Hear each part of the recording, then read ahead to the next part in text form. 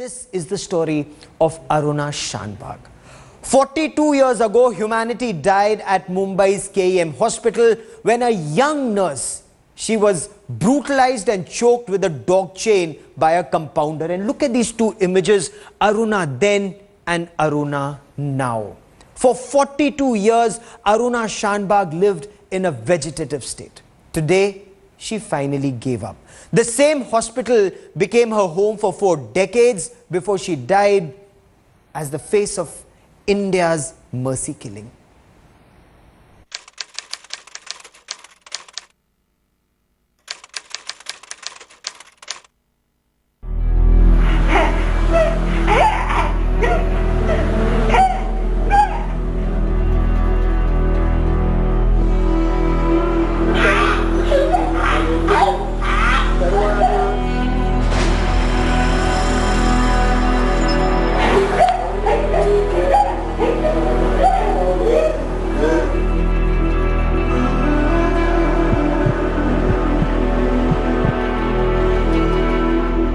हमारी अरुणा कूट कूट के मरी है, हर दिन मरी है।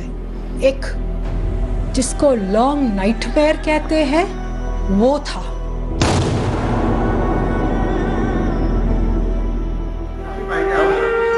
"42 years ago, a woman was subjected to undefinable horror.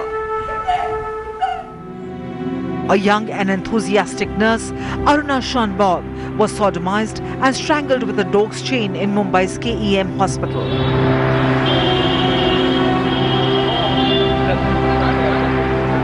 And today, after fighting for life and even her death, the braveheart passed away.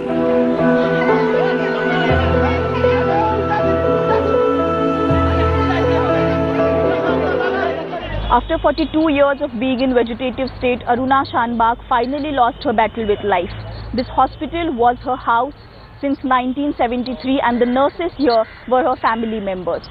But Aruna's death has raised again the debate of mercy killing. विद्यार्थी ने तब से हम लोग उसकी सेवा कर ही रहे हैं और अभी और भी करने को तैयार ही थे, लेकिन उनका हो गया अभी देहांत, नेचुरल इसमें से देहांत हुआ है, इसके लिए हम लोग अभी ठीक है। I felt a little peculiar, but more than that I felt comfortable that okay, at last she's relieved. Her soul has left the body. The nurses of KEM hospital who fought every battle for Aruna are still standing by her even after her death. The man who subjected her to this trauma reportedly leading a normal life. But the face of India's euthanasia debate was herself stuck in the choice between life and death. India's saddest story got over today. Aruna Shanbaug breathed her last in the same KEM hospital, where her journey from a nurse to a victim for over 42 years unfolded. Until destiny pulled the plug on her. Bureau Report, Headlines Today. There was a huge debate on euthanasia because of Aruna Shanbaug. What is euthanasia? Well, it's the killing of a patient suffering from an incurable and a very painful disease. Now, this is also termed as mercy killing. Active euthanasia is, of course, different. What is active euthanasia? A person is directly and deliberately cause a person's death. That's active euthanasia. When death is brought about by an act, patient is killed by being given an overdose, perhaps of painkillers.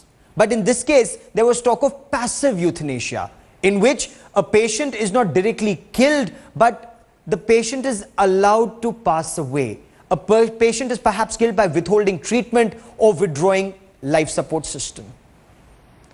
Joining me on the broadcast is the face of struggle for Pinky Virani joins us. She's the face of struggle for Aruna Shanbaug. Pinky Virani, welcome on Headlines today. Now, you've not only chronicled Aruna's life, but also filed a petition seeking euthanasia.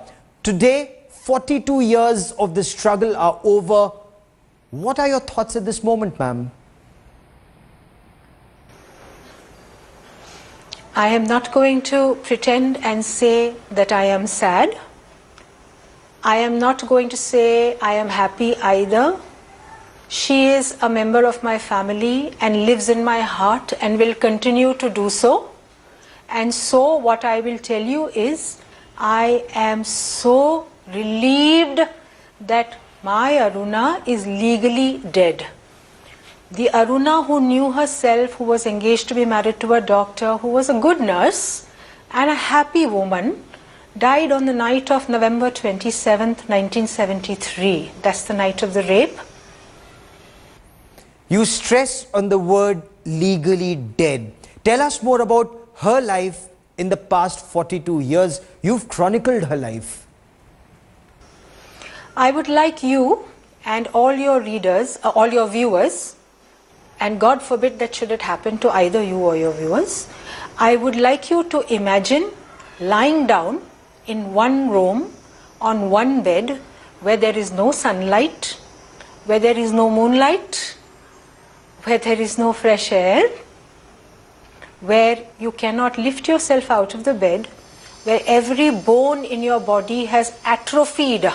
Atrophied would mean this, okay, this. Where because your hands are like this, your nails are growing into your palms and they are hurting you, they are cutting you. So when the poor nurses are doing this, trying to cut your nails, it is paining you beyond belief. And yet you cannot shout because you have been reduced to an injured animal because of your persistent vegetative state.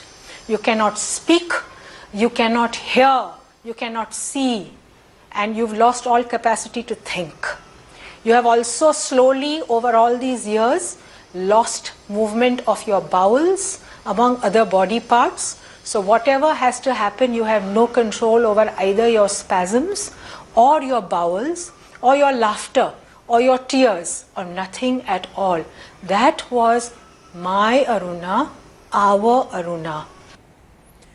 You stress on my Aruna, you stress on our Aruna. Now, doctors and nurses who looked after her for 42 years at the KEM hospital, was this selfless love? Or according to you, did it actually end up being counterproductive and perhaps hurt her even more?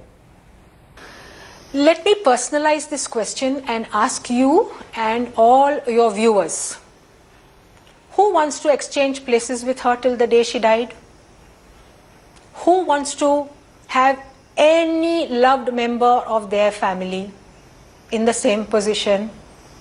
If there is a passive euthanasia law available, which my Aruna has brought in 2011 and endorsed by the government last year in the Rajya Sabha, which allows people who are in persistent vegetative state and for whom there is no cure, okay?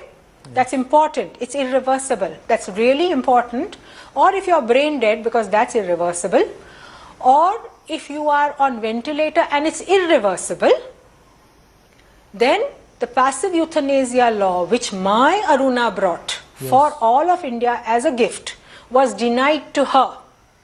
Although the Supreme Court said very clearly, anybody can read the judgment, that should the principal caregivers change their mind, they can approach the Bombay High Court. I'm not going to say anything more there because at all times I have maintained my Aruna's dignity, something that was being constantly denied to her. So let's close that and talk about something else. Okay, let's talk about something else. Let's talk about your campaign, Aruna's campaign, as you put it, in March 2011. The Supreme Court verdict on passive euthanasia came with certain conditions. It could not help her. She wasn't in a position to perhaps give a nod. But does that law, now in your opinion, require tweaking? The passive euthanasia, let me tell you about one case. Yes, that is Aruna's eternal tragedy, that those who claim to love her thought it best that she should continue to suffer till the last of her body parts closed down on themselves. God did not intervene. A woman who had no justice her entire life, justice did not intervene. Biology did not intervene and the medical world certainly did not intervene. Nature took over and shut down the last of my little Aruna's lung and finally took her away. The question now is this: Supposing if we have anyone in our families, supposing if somebody whom we love, how long would we like them to suffer? Yes. The last known case of persistent vegetative state was suffering of 10 years. That was Teddy Chavo. Yes. And the court ordered her feet to be turned down, and it was systematically tapered out over a period of 15-20 days, and she met her peace. So as far as I am concerned, today, finally, my baby is asleep.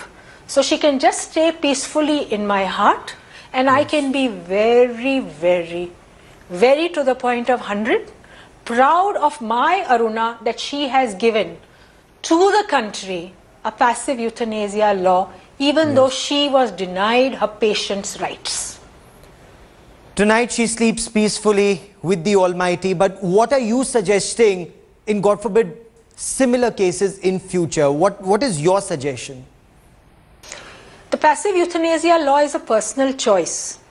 You can argue that how can the patient make a choice because the patient is not in a position to make the choice, correct? Yes. So just now, post the passive euthanasia law, somebody has filed a PIL in the Supreme Court saying that now that passive euthanasia is legal, please allow Indians to have a living will, which is exactly like a financial will, except that you say that if I become so sick, please do this, or I want a DND, which is, DNR, sorry, DND is do not disturb. Well, actually it's applicable. I want a DNR, which is do not resuscitate, or you are not to cut me open anymore, or you can lay down what you want.